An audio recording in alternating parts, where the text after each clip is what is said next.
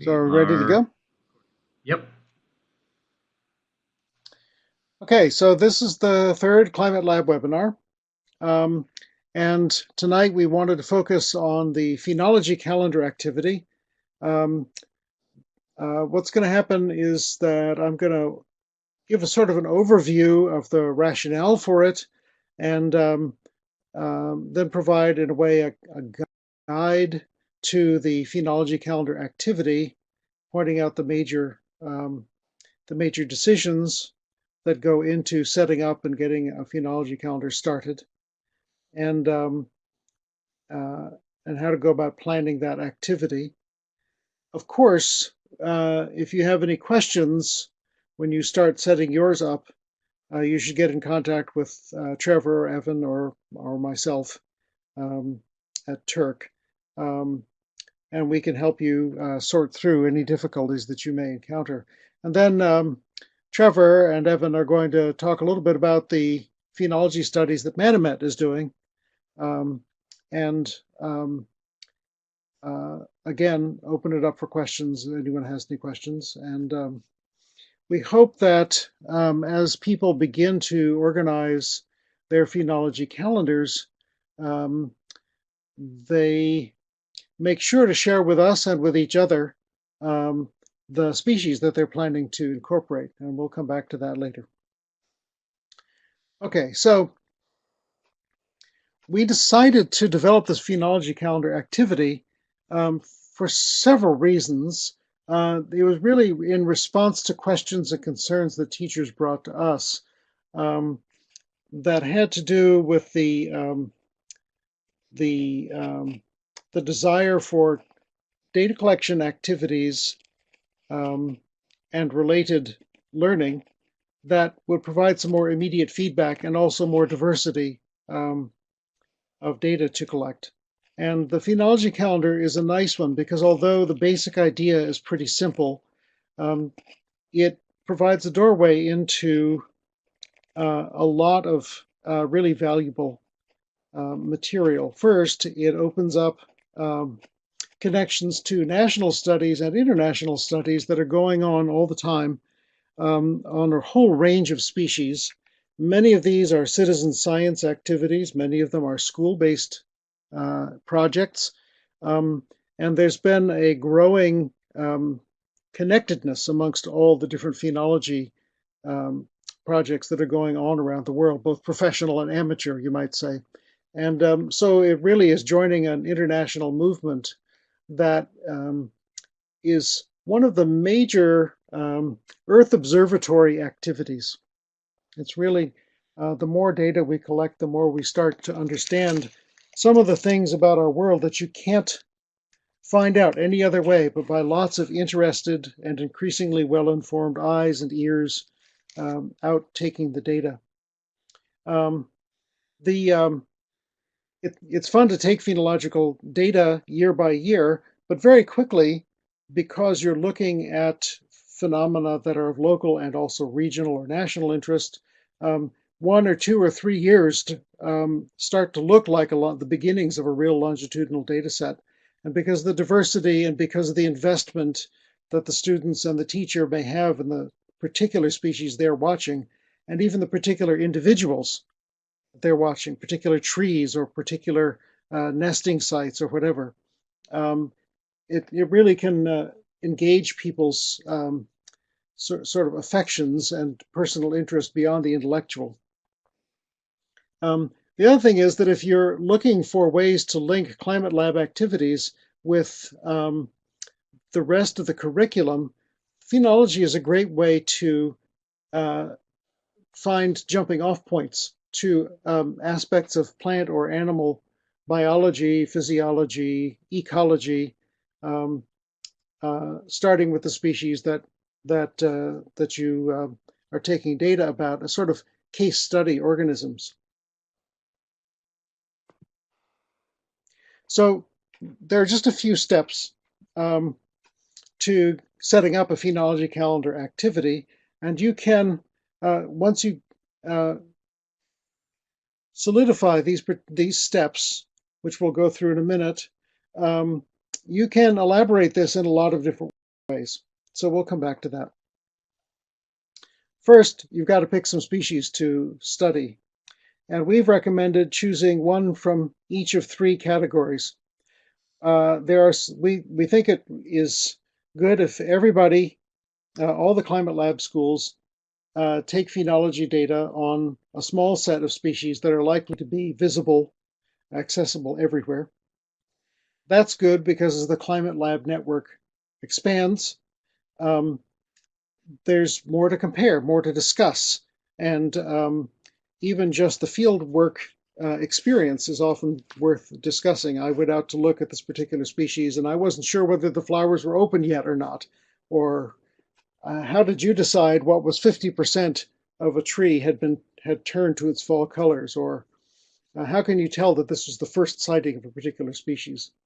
The second category is is to choose a couple of species from a list that we provide of widespread species that many places may use, but beyond the basic data set. That's a way for you to add some diversity to your set of data that you're taking, so that you're taking from more than one taxonomic group, for example, or from more than one habitat. Again, part of this is just to reflect, to engage students with the possibilities of all these different life forms and their life habits and experiences and responses to climatic change, and also to provide more opportunity for student interest in particular choice and investment.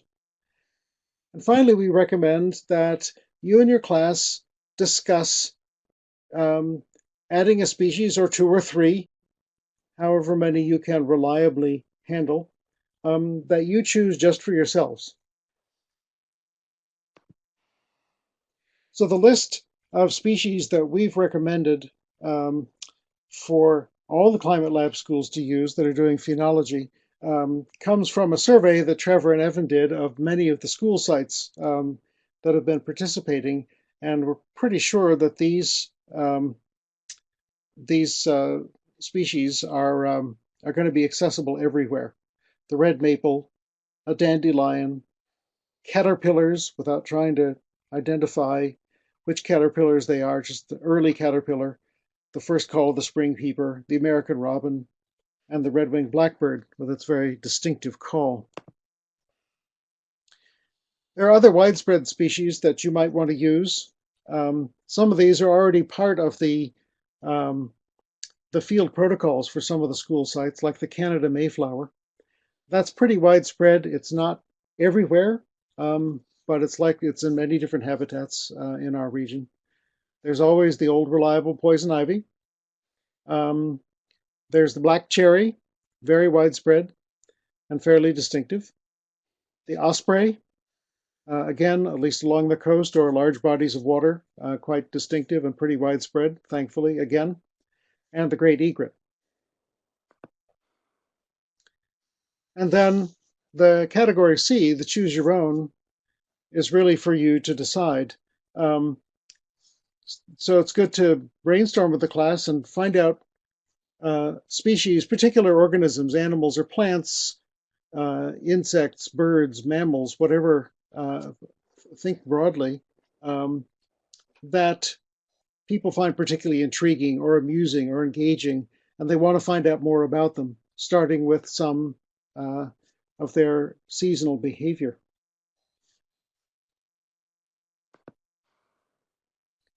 So in making these choices, you're also going to require yourself to figure out what it is you're going to record. What is the data going to be? So we have some suggestions for each of these categories of species. I should say that these phenophases, these seasonal behaviors, are heavily weighted towards the spring, because that's when most of the classes are doing a lot of their field work. However, if you wanted to get started, if you wanted to add a fall component, there are several fall observations that might be interesting to take, especially related to trees. which don't move around. So it's like what is in fact the last bird of a particular species to leave? Well, that's a little bit hard to tell. But um, actually, fall phenology is far less observed across the board than spring phenology is. Maybe it's just because people are so grateful for the spring to come at last. Anyway, so for the category A, the species we'd encourage everyone to use in their phenology calendars. For red maple, the beginning of flowering. A little hard to tell the first flower because they're up high, a lot of them, but you can pretty well tell when flowering has begun within a day or two. Dandelion, the first flower that's noticed. Spring peeper, the first calls. And within the spring to early summer window that we're focusing on here, the time when the calls end is also something that can be observed during that period. Red-winged blackbird, when does the first male arrive? The males arrive first, often in big flocks, and they churn around for a while and slowly start to assort themselves out towards possible territories. But for a while, when they first come in, it's pretty obvious they're often fairly big, raucous groups with that very distinctive conqueree call. You often hear them before you see them. The first noticeable caterpillars. If you are enterprising enough to try to figure out how to identify them, that is great, of course. But even just the recognition of the first caterpillar, which is bird food, among other things, is the phenophase to look for. And with the American robin, also very distinctive, the first appearance in your area. Of course, with the robin, there's the problem that some of them have started to spend the winters with us, but often they're yarding up in sort of winter flocks elsewhere, and so it may be that your area is denuded of robins for at least a little while during the winter. So the first reappearance of robins. For other species, for example, the widespread optional species or intermittent species, Canada Mayflower, we're already looking at leaf out. The first flowering is fairly easy to see and would be easy to take the data. Poison ivy, the first emergence of new leaves. Osprey, the first one sighted for the spring. Egret, the same. And black cherry, again, leaf out and first flowering.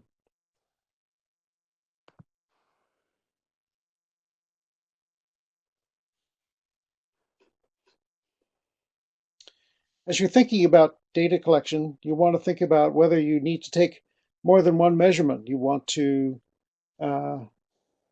look at more than one individual of the species, for example, or to have teams that maybe represent different areas that your students come from in your area, sort of, in a sense, competing with each other to see when the sort of average emergence of the phenophase might be. A really basic question is, do you know how to take the data? Do you know what a red maple flower looks like, for example? Do you know what a great egret looks like, and so forth? So what is it you're going to look for, and how can you tell that you've got it? How much data is going to get taken? Who's going to take it? People need to volunteer or sign up or something. And once the data are taken, you've got to have them stored in some central place that's legible year to year as a reference point. And then think about who else you'd like to tell about your findings. In the materials that we circulated, we gave some examples, and you can find others on the web easily enough, of people, groups that have developed attractive displays for their phenology calendars. And that can be an interesting project to undertake, especially if you think, well, we'd like to make a presentation to the school or to the younger kids in the school or to a particular group in the town or to the parents or some other group, as well as reporting to the climate lab, of course, and possibly to one of the phenology networks that there are links for in the materials. People sometimes say it isn't science until it's published, and collecting the data is really important, and studying the data that's happening that you're slowly accumulating in your area can be absorbing and interesting.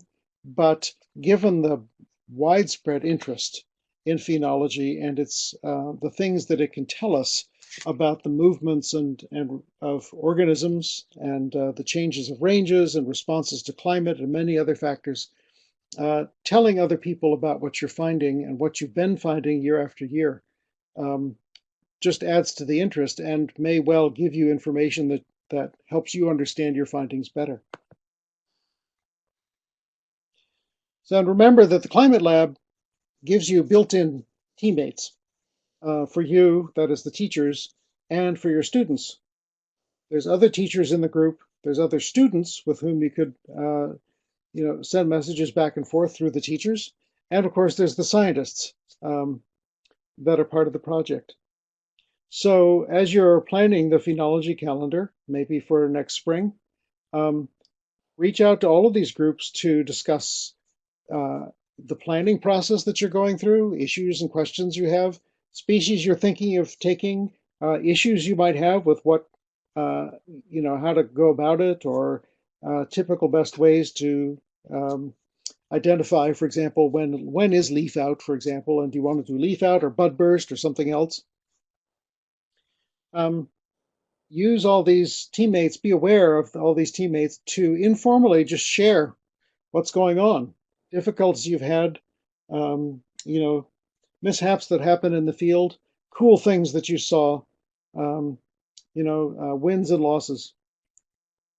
One thing that we haven't been doing much that phenology observations are perfect for is exchanging photographs.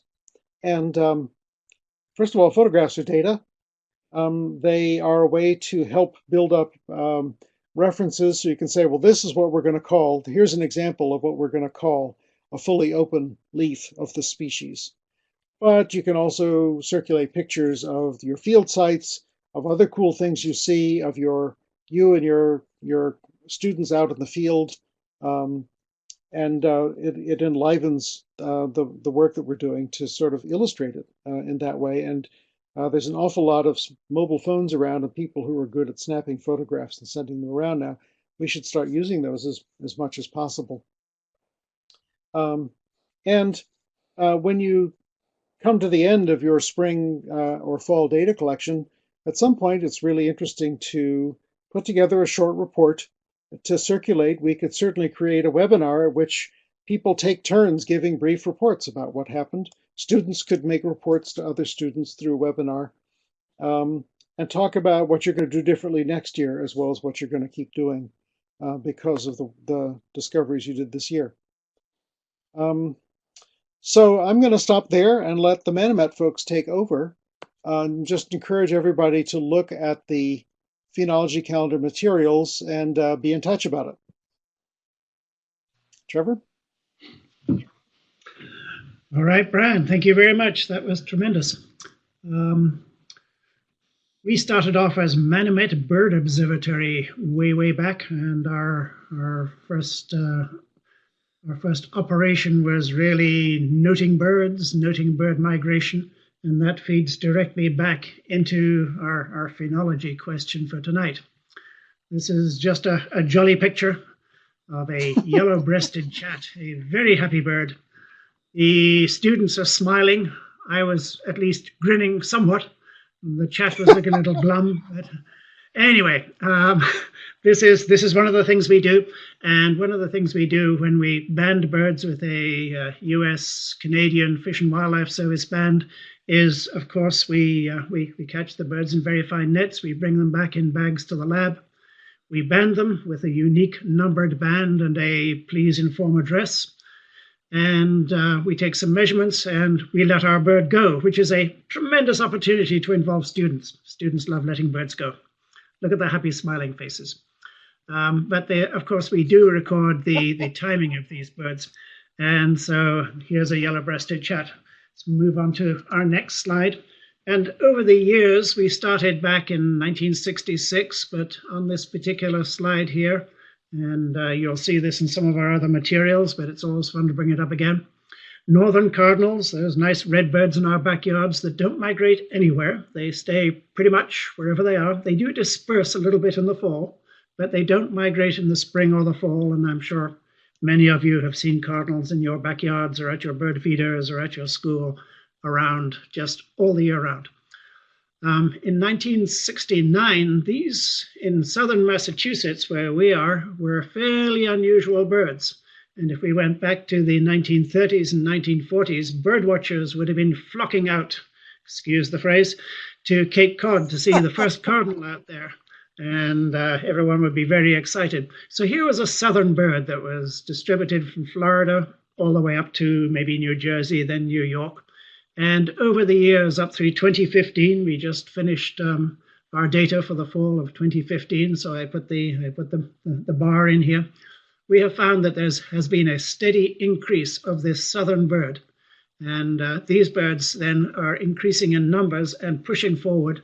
And we are getting these birds with occasionally periods from 1980 through 1989, 1990. Brian picked that out for another reason. And you'll notice that there are ups and downs and no particular increase. But this really illustrates the value of having long-term data. And long-term, there's no question that cardinals are increasing. Don't worry too much about all the numbers, but basically back in 1969, we were catching maybe 5 cardinals in the whole fall. And in 2014, which is our best year, we had 98 cardinals. So the numbers have increased geometrically. I think the last 2015 number is a result of our rather cold winter last winter, and we've seen that in other birds too. So that has affected both the resident species and also some of the migrants. So jump onto the next picture here. Here's a bird everyone knows, blue jays. And so we said to ourselves, well, numbers may be increasing for some species and, of course, decreasing for other species for various reasons, habitat loss or loss of tropical forest for neotropical migrants that go all the way down to Central or South America. But here's a bird that stays within North America, does migrate, comes on through. We have banded blue jays, and in the spring they have gone up as far as Nova Scotia. And when we looked at the blue jay numbers here, we found that this really does indicate earlier spring arrival. This is a fairly straightforward graph. We summed up the decades. So on the bottom of the graph here from 1970 to 1979, we found that the median spring arrival of blue jays in the spring was the 16th of May. That means that an equal number arrived during spring migration before the 16th of May and after the 16th of May. And of course, we have the unique ability to know that these are different individuals because we're banding them. When we took the decade next one up from 1980 to 89, we didn't really notice at the time, but actually the median date moved back a little bit. Blue jays were coming a little bit earlier, 2 days. But that makes a difference. When a bird is migrating back in the spring, it's coming back to choose a territory. The male is going to hold the territory. The females often arrive a little later. They'll choose a good male. That's the way bird society works. And so getting back 1 day or 2 days before somebody else, if you are a male or if you are a female, either way, is important in terms of sexual selection. Coming back up to 1990 to 1999, in the middle of the graph here, we found that the median blue jay was back to the 12th of May. And then 2000 to 2009, it's back to the 8th of May. And since 2010, back to the 5th of May. So here's a species that is very clearly arriving back earlier in the spring, responding, a good phenological story here, and responding to the earlier leaf out probably of the vegetation, especially the forest vegetation, the trees, and probably the emergence of caterpillars a little bit earlier, as we talked about, as Brian talked about in the Phenology calendar. That's the food. And here are the blue jays getting back as early as they can, but not too early because of bad weather. And last winter would have been a very bad time to arrive back too early. The next picture is just, I like pretty pictures anyway, but here's a nice bird. This is the white-throated sparrow. And this is a winter visitor for most of us around here, except perhaps the people up in Maine. But so a bird that arrives here in the fall, spends the winter, starts to sing in the spring, then a flood of migrants come on up, and we catch very large numbers of white-throated sparrows in the spring. And these guys, we did a long-term analysis with Boston University, and we found that they are arriving back a day earlier per degree centigrade of warming. Never mind about what year it is. Of course, as it happens, all the recent years have been the warm years, and when we get back to the 1960s and 1970s, those were the colder years. But these birds are very clearly responding. This is a very beautiful, very nicely black and white striped white-throated sparrow. Evan, would you care to favor us with a white-throated sparrow song? You want me to do it with your cold? Go for it. I'll go for it. So this has the old Sam Peabody, Peabody, Peabody, or if you are Canadian, oh sweet Canada, Canada, Canada. Feel free to Skype in.